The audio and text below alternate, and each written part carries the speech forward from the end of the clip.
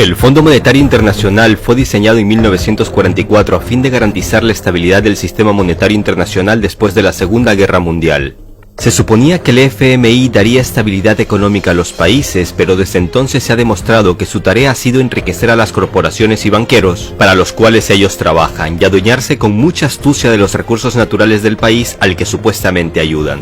A finales de la década de 1980, un país europeo logró pagar su multimillonaria deuda al FMI y a otros prestamistas occidentales. Como resultado, su líder fue juzgado en dudosas condiciones y fusilado junto a su esposa. Tras haber pagado todos los préstamos y haberse instaurado el salvador capitalismo, en la actualidad la deuda de esta nación supera los 100.000 millones de dólares. Y es uno de los países más pobres del bloque europeo, eso sin contar cómo las corporaciones extranjeras han estado saqueando todos sus recursos.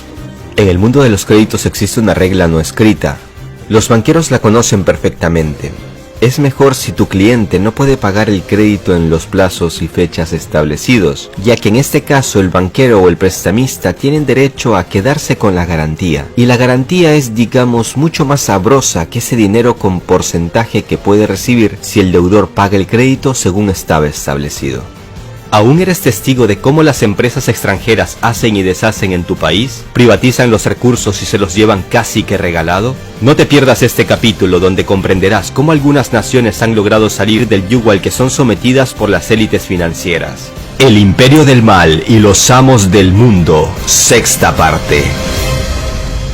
¿Hay gobiernos buenos y gobiernos malos? Todo depende de quién te lo diga. Por ejemplo, la crisis de México de 1982 derivó en un jugoso préstamo al FMI y desde entonces, en este país, se han estado privatizando decenas de empresas en áreas exclusivas y prioritarias del Estado. No más privatizaciones, esta política irá al basurero de la historia, decía López Obrador en su campaña presidencial. Y es que el viejo modelo de privatización, ese que pasa por las transferencias de las riquezas al extranjero y el desmantelamiento de la economía nacional, sigue muy en pie en países como México. Pero también salta a la vista otra pregunta: ¿hay dictaduras buenas y dictaduras malas? Otra vez, todo depende de quién te lo diga. Pero hoy te voy a contar el caso de un dictador que se opuso a la banca y a la privatización de una de las mayores minas de oro y terminó fusilado. Esto y más te lo cuento ahora mismo, pero antes suscríbete al canal para que veas los capítulos anteriores y no te pierdas los que están por venir. Y es que resulta difícil entender por qué si entre 1950 y 1975 la economía de Rumania creció a uno de los mayores ritmos del mundo, en la actualidad es uno de los países más pobres de Europa. Todo empezó con una serie de errores en las estrategias económicas en la década de los 70 que desató una crisis en este país. En concreto, algunas de sus industrias, como la petroquímica o la del acero, tenían una capacidad de producción mucho mayor de la necesaria para satisfacer las necesidades propias y la demanda exterior, resultando en una infrautilización de las instalaciones. Al ver el estado moribundo de esta nación, los países occidentales se mostraron dispuestos a ayudarles y posteriormente entró en juego el FMI. A mediados de los años 80, la deuda de Rumania a organizaciones financieras occidentales alcanzaba los 22.000 millones de dólares, y al entender que cada vez se metían en una situación más complicada, el líder de Rumania, Nicolae Ceausescu, llamémosle dictador si se quiere, entendió que necesitaba tomar medidas. Entre tantos problemas se sumaba el hecho de que su gran amigo, la Unión Soviética, a cargo de Gorbachev, había empezado una reforma económica conocida comúnmente como perestroika. Rumania estaba en una encrucijada. Y fue así como el líder rumano decidió pagar todas sus deudas lo más rápido posible y a cualquier precio. Y el precio que pagaron los rumanos fue una época de austeridad extrema. Debido a que la producción agrícola e industrial del país se exportaba en su gran mayoría, el resultado fue la escasez de comida, energía y medicamentos, que provocó que la vida diaria de muchos rumanos fuera una lucha por la supervivencia. En todo el país se llevó a cabo un sistema alimentario de tarjetas. La norma por mes era 5 huevos, 2 libras de azúcar, media libra de mantequilla. El pan y las patatas también fueron reducidos en la dieta, las cuales también se exportaban. Empezó también una lucha contra la economía de la electricidad. La norma de temperatura en una oficina fue determinada en 14 grados centígrados. Agua caliente daban solo una vez a la semana. Y a los que tenían coches se les daban no más que 30 litros de gasolina al mes.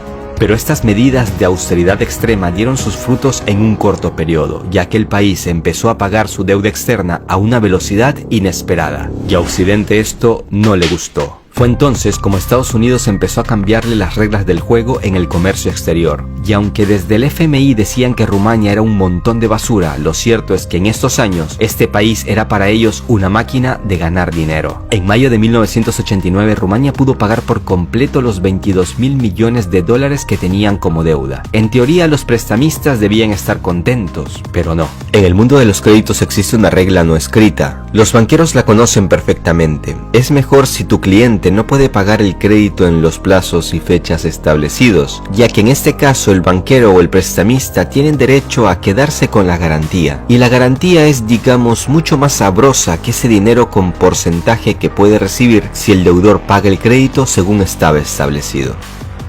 Y la principal y jugosa garantía rumana para sus prestamistas occidentales era Rasía Montana, un maravilloso lugar que es considerado el mayor depósito de oro en Europa. Las élites financieras veían cómo la gallina de los huevos de oro se les fumaba al ver cómo Rumania terminaba de pagar hasta su último centavo de deuda. Había que tomar medidas, de inmediato. No te vayas, que ahora viene el desenlace de esta triste historia. Todos los detalles de la muerte de uno de los últimos dictadores de Europa todavía permanecen en secreto. La revolución rumana se inició en diciembre de 1989 con una serie de conflictos y enfrentamientos que en tan pocos días llevaron a Ceausescu a refugiarse a las afueras de la capital junto a su esposa. Pero en el coche en el que iban de repente se acabó la gasolina y en ese momento fue detenido. Posteriormente hubo un juicio en dudosas condiciones que apenas duró 3 horas. Y aunque las acusaciones no eran tan convincentes, se le condenó a muerte junto a su esposa. Fueron fusilados durante una fría Navidad el 25 de diciembre de 1989. Solo te dejo un dato, fue acusado de un genocidio de 60.000 personas, pero lo cierto es que esta cifra se había exagerado hasta 600 veces por motivos propagandísticos. La gran diferencia entre 100 muertos y 60.000 es evidente. Pinochet, por ejemplo, disfrutó a sus anchas y murió bajo arresto domiciliario y con más de 300 cargos penales pendientes. Para mí es evidente la causa del asesinato de Ceausescu. No tenía nada que ver con algún tipo de ideología o por su política. Se trató de una sentencia de muerte por su iniciativa de salirse del camino de esta bancocracia mundial. En la actualidad, Rumania es uno de los países más pobres de Europa y su deuda supera los 100.000 millones de dólares. El capitalismo ha triunfado en este país y los corruptos que llegan al poder han llenado sus bolsillos hasta la saciedad. Se puede afirmar que Rumania se ha quedado por mucho tiempo, si es que no es para siempre, en una deuda que la mantendrá sumida en la pobreza y en problemas financieros. Pero, ¿en serio no hay manera de plantarle cara al sistema financiero mundial? Parece que sí lo hay, y un gran ejemplo es un pequeño país vecino de Rumania, Hungría. Te cuento en pocas palabras lo que ha hecho este país para que te sirva de ejemplo. No te vayas, que como siempre lo más interesante queda para el final.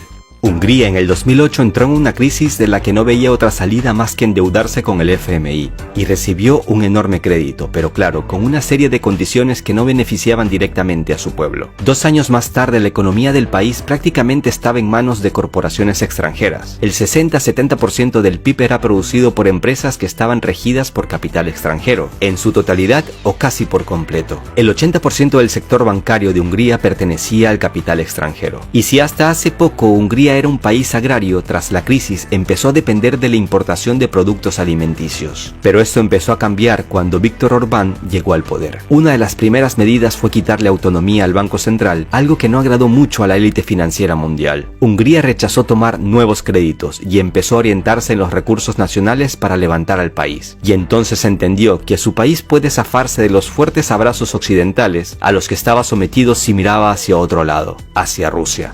Desde que este hombre llegó al poder, ha exhibido su amistad con Putin mientras recibe críticas desde el seno de la Unión Europea. Pero las críticas es lo que menos importa si sabes que vas por el buen camino. En 2013, Hungría hace lo inesperado. Cierra la oficina del FMI en Budapest.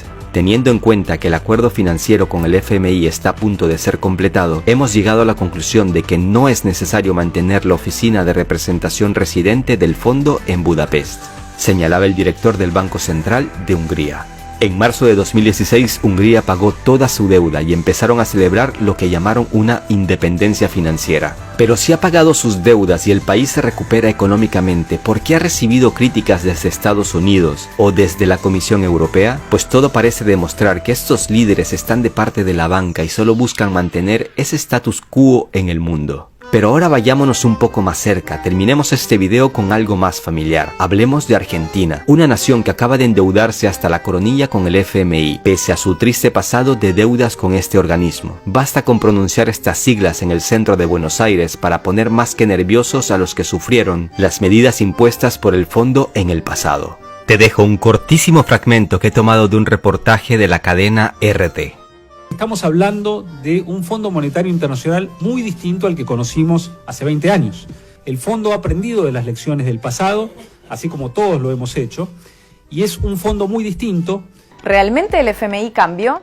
Bueno, era un banco y sigue siendo un banco. Y su objetivo sigue siendo el mismo, dar dinero a cambio de recibir más dinero. Entonces, ¿tiene motivos Argentina para preocuparse? Las 5 veces que el FMI acudió al rescate de Argentina desde los años 50, las recetas del organismo fracasaron y el destino del dinero prestado fue por lo menos incierto. En el año 58, el acuerdo con el FMI desembocó en una fuerte devaluación y caída del PIB. En los 70, el régimen militar recibió otro préstamo que se tradujo en hiperinflación desbocada. Y en 2001, durante una fuerte crisis económica, Argentina volvió a acudir al fondo. ¿Recuerdan cómo acabó?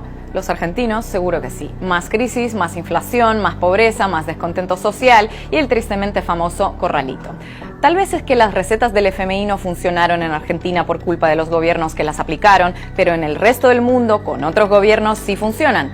Podría ser, pero no parece, porque la lista de países donde las recetas del FMI fracasaron es larga, muy larga. Y no lo digo yo, lo reconoce el propio FMI. Por ejemplo, en uno de sus recientes informes califican de fracaso sus propias recetas aplicadas en Grecia. Recientemente felicitaron a Portugal por aplicar medidas económicas diferentes a las que ellos les habían propuesto y en el colmo de los colmos, en un artículo de 2016, 4 funcionarios del FMI afirmaron que las políticas neoliberales son ineficaces y aumentan la desigualdad. Algo así como si el Vaticano publicara una encíclica dudando de la existencia de Dios. Entonces, ¿por qué temer al mismo organismo que te sumió en una grave crisis cada vez que acudió a rescatarte? ¿Por qué temer a una entidad con un historial de fracasos en todo el planeta? ¿Por qué temer a quien ya no cree en sus propias recetas? Total, que siempre funcionará mal y que funcionará mal en todas partes no implica que ahora vaya a ocurrir lo mismo, ¿no? En el siguiente capítulo hablaremos de oro, de mucho oro, pero también de engaño, de mucho engaño, estafa y corrupción. Y en futuros capítulos estaremos hablando de López Obrador, el nuevo presidente de México que tiene con los nervios de punta a sus socios del norte. Suscríbete al canal para que no te pierdas los siguientes capítulos. Regálale un like al video para poder llegar a más gente y déjame tus comentarios. Tu opinión me interesa. Un abrazo a todos. Hasta la próxima.